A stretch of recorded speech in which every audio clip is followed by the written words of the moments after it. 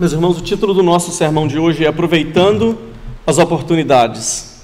Aproveitando as oportunidades. O texto se encontra em Efésios 5, versículo 15 ao versículo 17.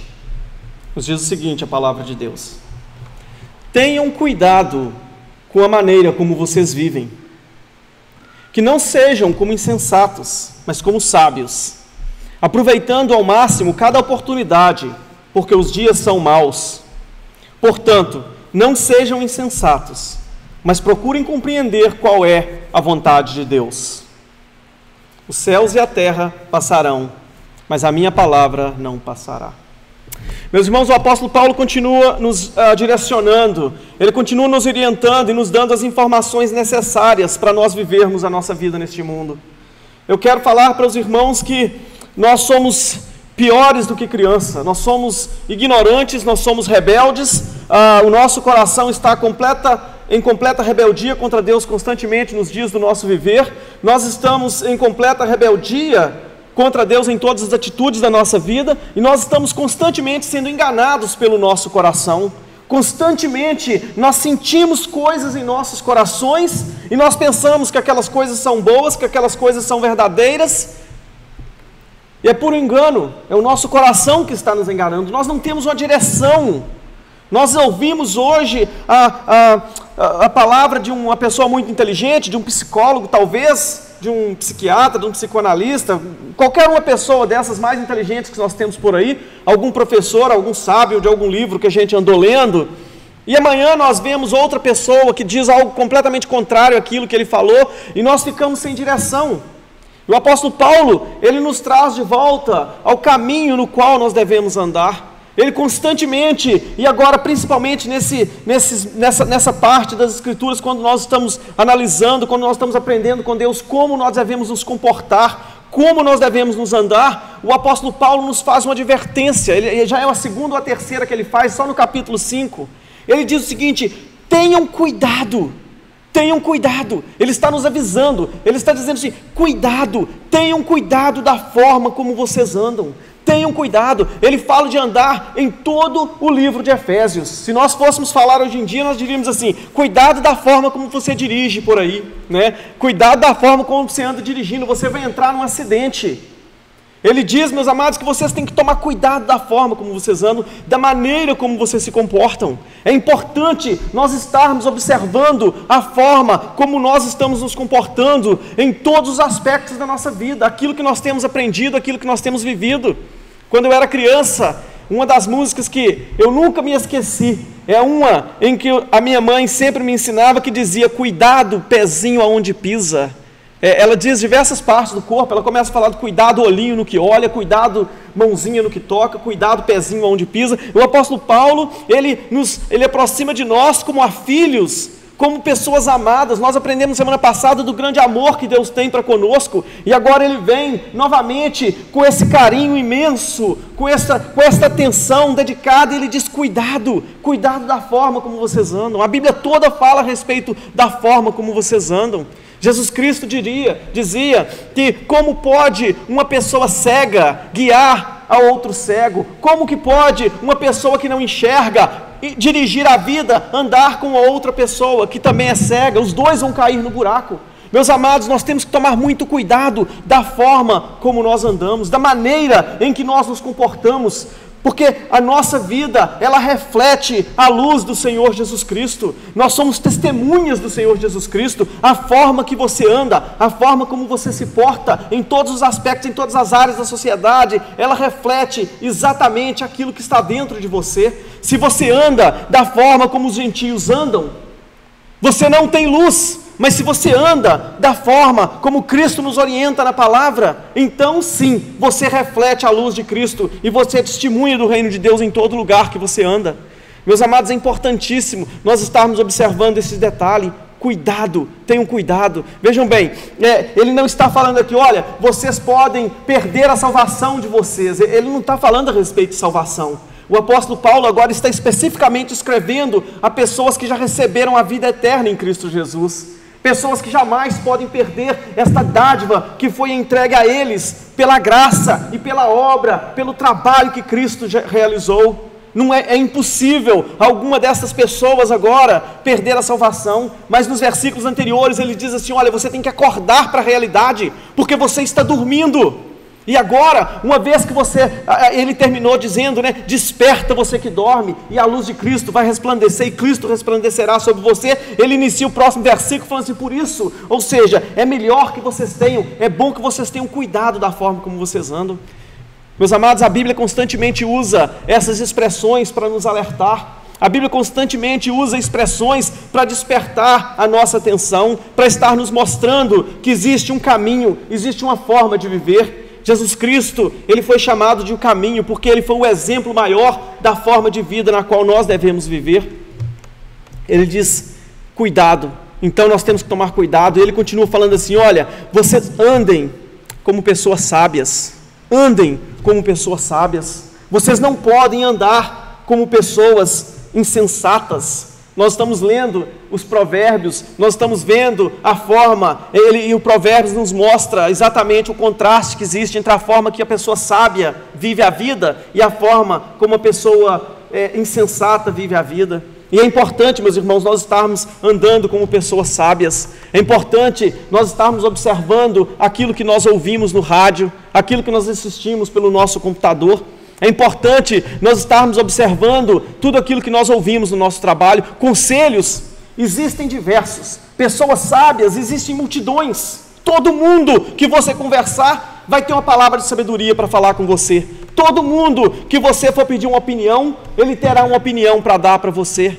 E o apóstolo Paulo fala assim: olha, primeiro ele já avisou a respeito dessas opiniões, e agora ele fala: cuidado, caminhe como pessoas sábias. Caminhar na luz de Cristo, caminhar no Evangelho, não é algo, meus irmãos, eu diria, não é algo místico, não é algo, algo estranho, algo fora da realidade, algo que está além da vida, não é algo que está fora da nossa realidade, da forma como nós vivemos, da forma como nós aprendemos de Cristo.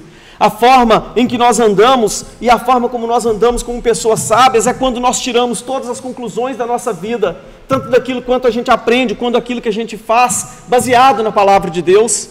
A nossa vida é simples, o Evangelho é simples. Eu falo constantemente que o que dificulta o Evangelho é a simplicidade do Evangelho. Por ser tão simples, as pessoas se consideram acima do Evangelho. Eles falam assim: o Evangelho não pode ser só isso, o Evangelho não pode ser algo tão simples, a minha mente é muito acima de uma coisa tão simples quanto o Evangelho. Eu preciso de algo que vai incentivar a minha mente, que vai motivar a minha mente.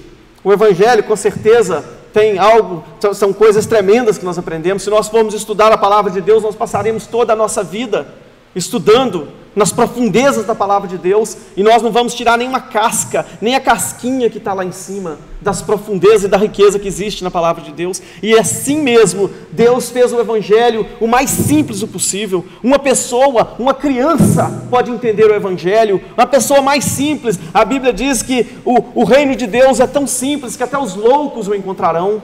Vocês estão vendo, meus irmãos, a simplicidade que existe no reino de Deus? E ao mesmo tempo, o apóstolo Paulo diz: e vocês não podem andar como pessoas insensatas, vocês não podem basear a vida de vocês naquilo que você acha, naquilo que é a melhor forma, que você acredita que é a melhor forma de você viver. Você não pode tirar as conclusões da sua experiência. Muitas pessoas estão tirando conclusões doutrinárias baseadas em experiências. Eu falei para vocês na semana passada, ou a semana atrasada, não me lembro, a respeito do fato de que tem gente aí que está experimentando uma viagem lá no céu, né? Eles agora já tem um camarada na Inglaterra, né? Da Virgin Atlantic, daquela empresa de avião, que está construindo uma maneira do povo ir na Lua. E aí ele está construindo umas naves espaciais muito potentes, e a pessoa vai pagar não sei quantos milhões de dólares para ir na Lua. No meio evangélico tem gente que está indo no céu. Eles estão visitando o céu, visitando Deus no céu e voltando aqui na terra para dar testemunho do céu. E pessoas que se dizem crentes estão falando assim: graças a Deus que agora eu sei que a Bíblia é verdade, porque antes eu não acreditava. Antes eu achava que era mentira, que não existia céu, mas agora que alguém for lá eu acredito. Estão baseando a sua vida, baseando a sua crença na experiência de pessoas. Nós não podemos basear a nossa vida nas nossas experiências, naquilo que nós vimos, naquilo que nós sentimos.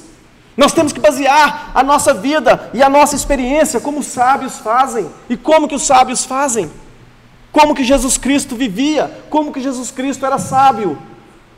Jesus Cristo jamais debateu ou falou alguma experiência de sua vida baseada em coisas que ele tinha experimentado e visto. Ele disse o seguinte: eu vivo as palavras que o Pai me falou, eu vivo por toda a palavra que procede da boca de Deus. Se nós passarmos a viver nos nossos relacionamentos baseado nas nossas experiências diárias, eu garanto para vocês que semana que vem não tem ninguém aqui mais, porque nós já matamos uns aos outros. É triste falar uma coisa dessa. Se nós formos viver o nosso amor baseado nas experiências de relacionamento que nós temos uns com os outros, nós não viveremos juntos.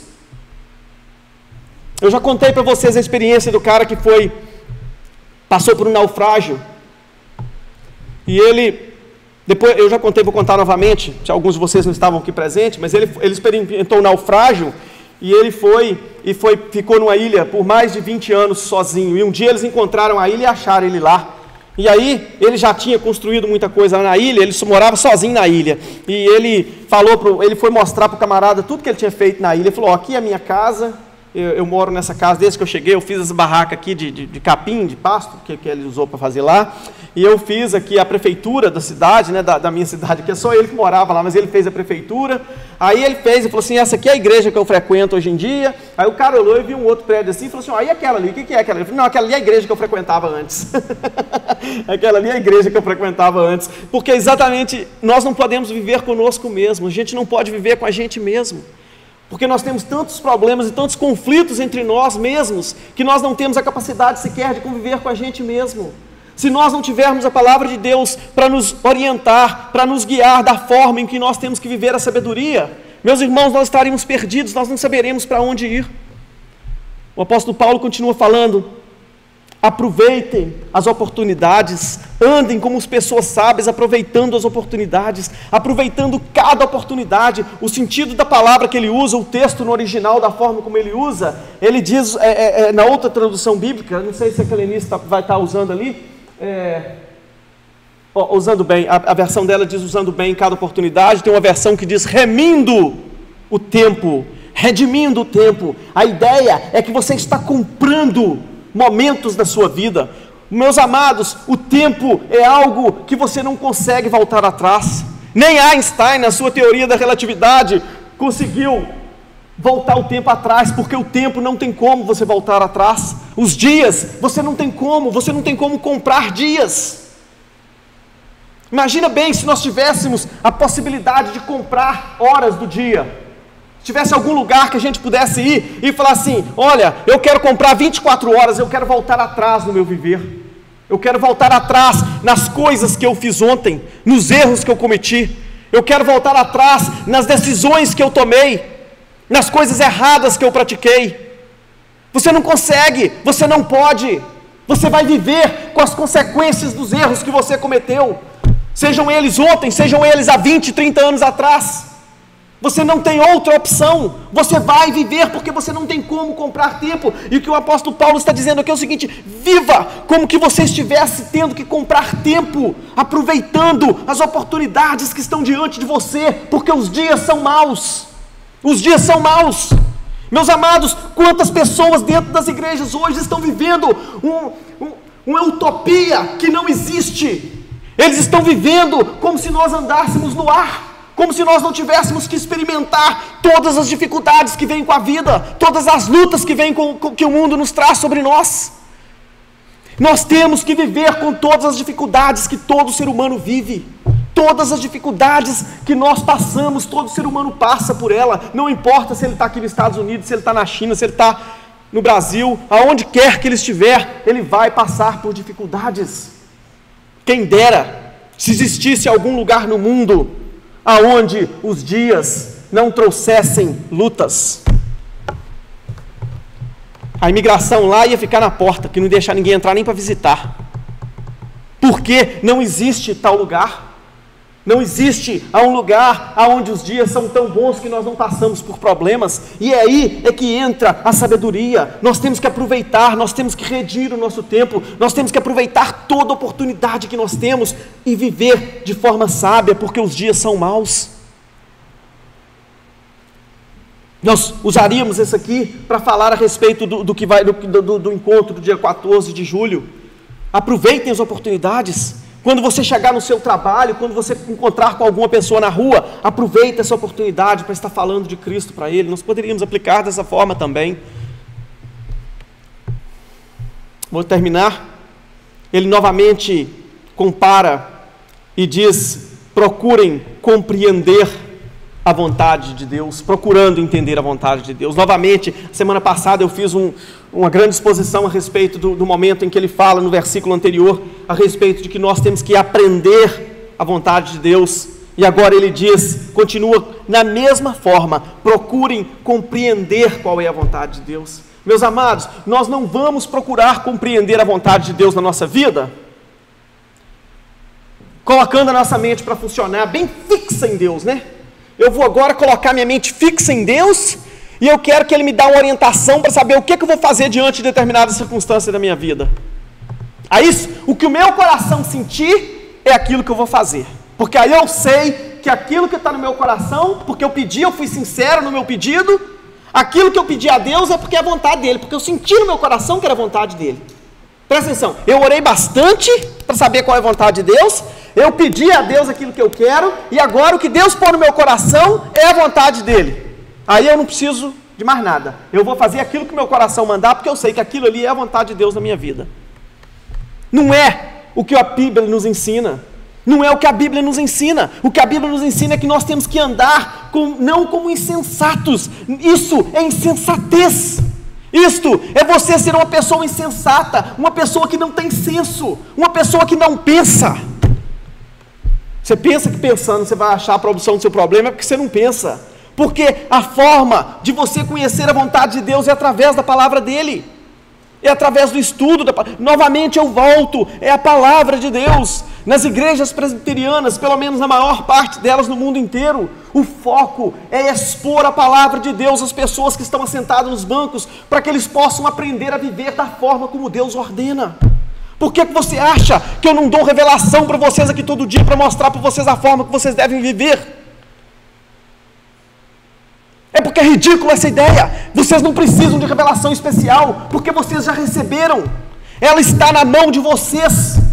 Vocês estão colocando ela em casa, aberta, no Salmo 91. Se tem alguém que faz isso aqui, por favor, eu não sei, que eu não fui na sua casa, me perdoa, não estou falando, sendo crítica a você. Põe a sua Bíblia aberta na sua casa, no Salmo 91, porque lá fala que o anjo do Senhor acampa ao redor do que os teme e os livra, pensando que aquilo ali é alguma coisa mística, pensando que aquilo ali é um talismã. Você está acreditando em talismã, você não está acreditando no Deus vivo e verdadeiro. A forma que Deus protege a sua vida é através do conhecimento da palavra de Deus, é através de você conhecer qual é a vontade de Deus, é através de você compreender qual é a vontade de Deus através do estudo da palavra dEle. Meus amados, seria um trabalho excessivo para Deus estar revelando para mim a forma como devo viver de uma forma, depois vai para a Nina e revela para a Nina uma forma da Nina viver diferente da forma que ele revela para mim, aí ele vai para a Lenice, mas para o Gilberto, no casal, no relacionamento de vida dos dois, e revela uma forma única, específica e exclusiva para ele. Deus ia ter que escrever um livro para cada pessoa da raça humana, 6 bilhões de pessoas. Você está falando que Deus é um eu talvez teria que explicar para vocês de uma forma, para outra, porque eu sou incapaz de explicar de uma forma que todos compreendem. A palavra de Deus é um livro que foi entregue para toda a raça humana, de uma forma carinhosa, de uma forma poderosa, de uma forma miraculosa, de uma forma magnífica. Eu não consigo, meus irmãos, nem usar palavras para expressar a obra de Deus revelada nas Escrituras. A revelação dele está toda aqui. Mas eu estou com preguiça de ler. Eu estou com preguiça de ler para aprender. Até que eu comecei a ler, mas a novela começou. Eu não posso. É o último capítulo hoje. Tem uma novela terminando hoje? É o último capítulo hoje. Eu não posso perder o capítulo da novela. Ou então é o filme. Hoje é o último dia de folga que eu tenho. Como que eu vou perder meia hora lendo a Bíblia e estudando ela, se eu posso estar estudando. Obrigado, Lenice. procurando a vontade de Deus. Meus amados, a vontade de Deus já foi revelada para você. A vontade de Deus se encontra nas Sagradas Escrituras. Se você, por algum acaso, não quer se submeter à vontade de Deus que já foi revelada, aí sim, aí você vai procurar alguém que te dá uma revelação melhor, uma revelação mais atual, uma revelação mais prática, uma revelação que não é tão dura quanto esta, uma revelação que é mais massageante, uma revelação que vai fazer você se sentir bem. A revelação de Deus nas Escrituras muitas vezes não nos faz sentir bem. Mas o próprio Deus fala, o pai que ama o filho, corrige. Quando Deus nos corrige, quando Deus nos repreende nas Sagradas Escrituras, Ele faz isso porque Ele nos ama. Ele nos quer cada dia mais parecidos com Cristo no nosso viver. Meus amados, vamos analisar a vida de Cristo. Vocês acreditam que Cristo foi uma pessoa feliz? Vocês acreditam que Cristo foi uma pessoa satisfeita? Você acredita que Cristo foi uma pessoa perfeita? Você acredita que Cristo foi uma pessoa que amou o próximo? Você acredita que Jesus Cristo foi uma pessoa que viveu a vida dele não para si próprio, mas em favor dos outros? Você acredita que Jesus Cristo foi uma pessoa amável, feliz? Leia as Escrituras que você vai descobrir isso a respeito dele. Ele foi todas essas coisas que eu falei. E por que você acha que ele era assim? A Bíblia diz que ele era em tudo semelhante a nós. Ele foi feito em tudo semelhante a mim e a você. Ele foi feito em tudo. A Bíblia diz que Deus, Ele não nos deu um sacerdote como os sacerdotes do Antigo Testamento. Os sacerdotes do Antigo Testamento, eles viviam de uma forma isolada da comunidade. Esse novo sacerdote que foi nos dado, ele foi nos entregue para viver em nosso meio. Ele viveu como eu vivo e como você vive. Ele teve os mesmos problemas, as mesmas dificuldades. E no entanto, em tudo, ele foi obediente à palavra de Deus, ele foi obediente a Deus. E ele disse: eu vivo de toda a palavra que procede da boca de Deus. E por isso ele viveu uma vida de felicidade. Nós buscamos a nossa felicidade no pecado, nós buscamos a nossa felicidade em coisas que não podem trazer felicidade, e nós somos tão enganados por nós mesmos, que quanto mais afundados no pecado nós nos encontramos, mais nós buscamos nos afundar pensando que é lá que nós vamos achar. A gente busca o pecado como se o pecado fosse um tesouro enterrado, a gente cava um buraco de uma forma que a gente nem consegue sair dele. E aí a gente acha que a felicidade vai estar no próximo buraco que eu cavar, e eu continuo cavando para ver se eu encontro. A felicidade se encontra em uma obediência na palavra de Deus. A felicidade se encontra quando você aprende a compreender o plano, a vontade de Deus para a sua vida. E é muito simples. Não é nada obscuro, não é nada que precisa de pessoas especiais para mostrar para você. Você mesmo pode entender, você mesmo pode buscar, você mesmo pode conhecer. Se você vier na igreja com mais frequência, todos os domingos, você vai ouvir a palavra dele sendo exposta. E quando você chegar na sua casa, você vai poder comparar a riqueza da palavra de Deus que foi colocada nos seus pés, nas suas mãos, para que você possa colocar em prática essas coisas. Não sejam insensatos, mas procurem compreender qual é a vontade de Deus para a vida de vocês. Meus amados, nós temos que redimir o nosso tempo, nós temos que andar de forma que a luz de Cristo venha refletir em nossas vidas. A nossa felicidade se encontra na luz de Cristo refletindo em nossas vidas. É assim que nós vamos encontrar a felicidade. O plano verdadeiro de Deus para a nossa vida se encontra revelado nas páginas das Escrituras, em todas as áreas da nossa vida. A Bíblia, ela é um livro compreensivo, ela toca todas as áreas do nosso viver. Não existe nada do mundo no nosso viver, o qual a palavra de Deus não toca e fala a respeito daquilo.